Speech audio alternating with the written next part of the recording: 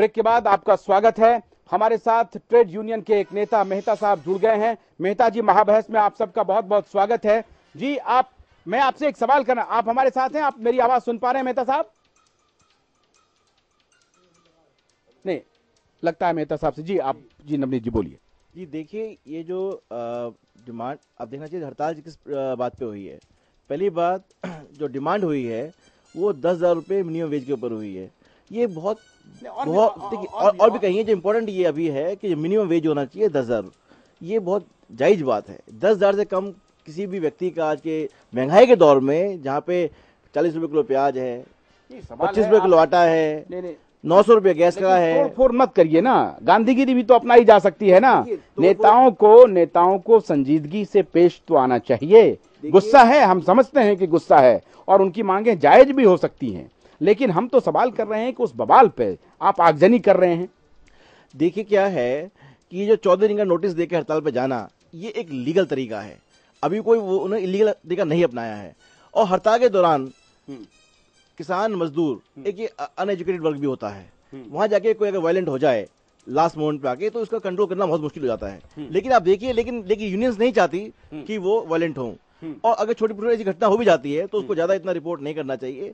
Cause पे नहीं करना चाहिए, उस पे कॉज पे आना चाहिए। कॉज रिपोर्ट ही नहीं करना चाहिए। कारण क्या है? हड़ताल की जान चली जाए, आप रिपोर्ट ही नहीं करना चाहिए। देखिए, जान नहीं जानी चाहिए, किसी की जान नहीं जानी चाहिए, रिपोर्ट ही नहीं करना चाहिए। लेकिन मीडिया पर सवाल उठा रहे हैं। मैं डाइवर्ट मत कीजिए इशू को डाइवर्ट मत करिए। नहीं, इशू बहुत इशू क्या है? इशू है महंगाई। नहीं, इशू क्या है? अगर इशू अगर 10,000 रुपए, अगर इशू 10,000 रुपए मिनिमम वेज का महत्वपूर्ण है, तो ये भी महत्वपूर्ण है कि जिनके घर में आज जिनका चिराग जल गया वो महत्वपूर्ण, वो भी कम नहीं है। ये अफसोस का विषय है। अफसोस का विषय नहीं है, दुर्भाग्य। आप कह रहे हैं कि रिपोर्ट नहीं होना चाहिए। नहीं, आप कह रहे हैं रिपोर्ट नहीं होना चाहिए। जिस तरीके से हड़ताल को आगे बढ़ाया गया, हालांकि इन्होंने एक बात कही कि 14 दिन की नोटिस देकर के हड़ताल किया गया है, आनंद फानन में हड़ताल नहीं हुई है।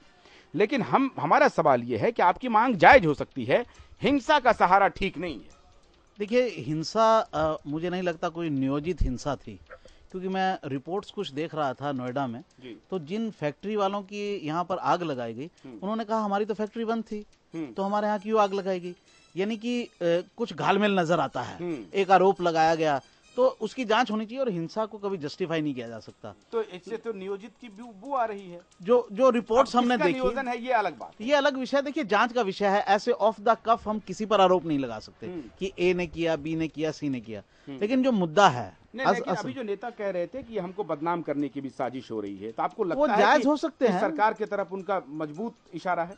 नहीं, ये नहीं कहा जा सकता कि सरकार की तरफ से ऐसा किया गया या किसी की तरफ से किया गया। जांच होनी चाहिए और हिंसा को किसी भी तरह से जस्टिफाई नहीं किया जा सकता। ऐसा हो सकता है क्या, आपको लगता है? नहीं, देखिए, वो तो खुल के कह रहे हैं। वो कह रहे हैं, हम लोग नहीं कह रहे हैं। देखिए, कुछ अनसोशल जो एलिमेंट्स हैं वो भी उसका हिस्सा होकर उसका लाभ उठाने की कोशिश कर सकते हैं कि हड़ताल होने वाली है और आरोप उन पर लगेगा, चलिए हम ही कुछ माल लूट लेते हैं। वो एक अनसोशल एलिमेंट्स भी हो सकते हैं। और लॉ एंड ऑर्डर ऐसे माहौल में स्टेट को प्रोटेक्ट करना चाहिए, पूरी व्यवस्था होनी चाहिए सिक्योरिटी की, ये उनको देखना है। क्योंकि हड़ताल एक जायज तरीका है, आप लाख कहें, क्योंकि मजदूर के पास और जो डिप्राइव्ड वर्ग है उसके पास कहने का कोई तरीका नहीं है। अच्छा, चाहे कोई भी हो। ठीक है, हम समझ गए कमल जी। और दूसरा महत्वपूर्ण सवाल कमल जी, सहाय जी ने कहा कि नहीं, ये तो पॉलिटिक्स हो रही है, इसकी टाइमिंग देखिए। लेकिन महत्वपूर्ण बात यह है कि अगर पॉलिटिक्स किसी एक पार्टी विशेष या सत्ता विशेष से जुड़े हुए मजदूर संगठन या कर्मचारी संगठन का होता तो बात होती। यहां सब लोग शामिल हैं, यहां सब लोग शामिल होकर के आए। आपको लगता है कि इसमें राजनीति भी हो रही है और दम दिखाने की कोशिश हो रही है संगठनों की? देखिए, मेरा थोड़ा इसमें अलग राय है जी। मेरा ये मानना है, देखिए, जो मजदूर संगठन है वो पहले भी मिलके स्ट्राइक्स करते रहे हैं, जो कॉमन इश्यूज हैं। अब जो कांग्रेस की जो ट्रेड यूनियन है, अगर उससे पूछा जाएगा कि भाई 10,000 मिनिमम वेजेस होना चाहिए, अगर वो उसका विरोध करते हैं तो उनका जो मजदूर यूनियन का काम है वही खत्म हो जाएगा। They have to pack up then and go and, और सत्ता करनी चाहिए उनको, राजनीति करनी चाहिए। तो मजदूर यूनियंस का एक रोल है, और मिनिमम बहुत सारे इश्यूज हैं समाज के। और क्योंकि जो हमारी इकोनॉमी है और खासतौर से सरकार का जो रुख रहता है और हमारे फाइनेंस मिनिस्टर का जो रुख है, वो ये है कि हमको किस किस को लाभ देना। आप देखिए मजदूर की बात कोई नहीं करता, सोशल इशू है। आपको सवाल करना चाहते हैं कमल जी? देखिए मैं उनसे, मेरा कोई सवाल नहीं, जो उन्होंने बात की, मेरा ये कहना है ये मुद्दे हैं।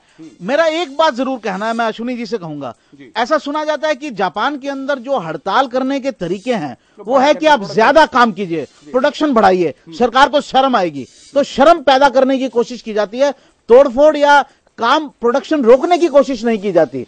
तो क्या हम कुछ ऐसे तरीके नहीं अपना सकते जिसमें हम सरकार को शर्मसार करें कि शर्म कीजिए, कुछ हमारा ध्यान कीजिए? अश्विनी जी, आप तक बात पहुंच गई होगी, दोबारा दोहराने की आवश्यकता नहीं है, जवाब दीजिए।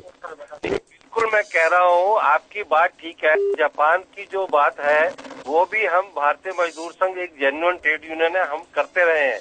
जब चाइना या पाकिस्तान की लड़ाई हुई उस समय कुछ मजदूर संगठनों ने उसका फायदा उठाने के लिए हड़ताल करने की बात की। जब हमने उसको मना किया और हमने बिना वेतन और एक्स्ट्रा काम, ओवर टाइम लिए काम किया है। लेकिन बात यह है कि ये सरकार निकम्मी है, ये सरकार मजदूरों के बारे में सोचती ही नहीं है। तो ये राजनीतिक नहीं, हम अभी साहे साहब ने कहा कि आप राजनीति भी कर रहे हैं, इसकी टाइमिंग ऐसी है। मजदूरों का हक मांगना राजनीति है क्या? मजदूरों का हक मांगना राजनीति है? तो फिर इसका क्रेडिट कौन लेगा? कौन सा संगठन लेगा? कांग्रेस से संबंधित संगठन लेगा, बीजेपी से लेगा, सीपीआई सीपीएम से लेगा? इसका क्रेडिट मजदूरों को जाएगा जो कि सड़कों पर उतरे हैं। नेता को क्रेडिट नहीं जाएगा, किसी संगठन को इसका क्रेडिट नहीं जाने वाला। राणा साहब, आप रहिए बने हुए। नवीन सिन्हा जी हमारे राजनीतिक संपादक हैं, आपसे कुछ सवाल करना चाहते हैं। हाँ जी, हाँ जी। राणा साहब, एक सवाल करना चाहूंगा। आपने जैसे मेरी खबरें हैं और कि पिछले 4 सालों से करीब 9 मीटिंग हुई। हाँ। और उन 9 मीटिंग में चार्टर डिमांड्स में आपके किसी भी डिमांड को खरगे साहब ने डिस्प्यूट नहीं किया 3 सालों 3.5 सालों में। हाँ। तो डिस्प्यूट कहाँ पर हुआ? अगर रिफ्यूज नहीं किया तो माना भी नहीं ना। मांग को रिफ्यूज मत करके आप मांग अगर मानते नहीं, कुछ इम्प्लीमेंट नहीं होता जो तय हुआ, तो वो मांग मानी कहाँ जाती है? नहीं, आप उस मीटिंग में थे क्या? मैं मीटिंग में नहीं था, लेकिन मुझे पता है कि जो पिछली लेबर कॉन्फ्रेंस में, इंडियन लेबर कॉन्फ्रेंस में जो 10,000 न्यूनतम वेतन की बात तय हुई, वो पता है डिमांड्स का। हाँ, लेकिन चलिए, धन्यवाद। नहीं, आप खड़गे से आप रुकिए राणा साहब। नहीं, इन्होंने कहा कि जो मांग मानी नहीं गई, इन्होंने कहा कि कोई डिस्प्यूट खड़गे साहब ने नहीं किया। तो सवाल है कि ये अभी आंदोलन करने की आवश्यकता क्यों पड़ रही है? ये टाइमिंग पॉलिटिकल लगता है। नहीं, ऐसा नहीं है। ये पिछले साल एक दिन की हड़ताल 28 फरवरी को हुई थी।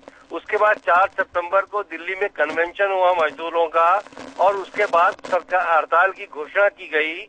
इतने समय से सरकार ने क्या प्रयास किया?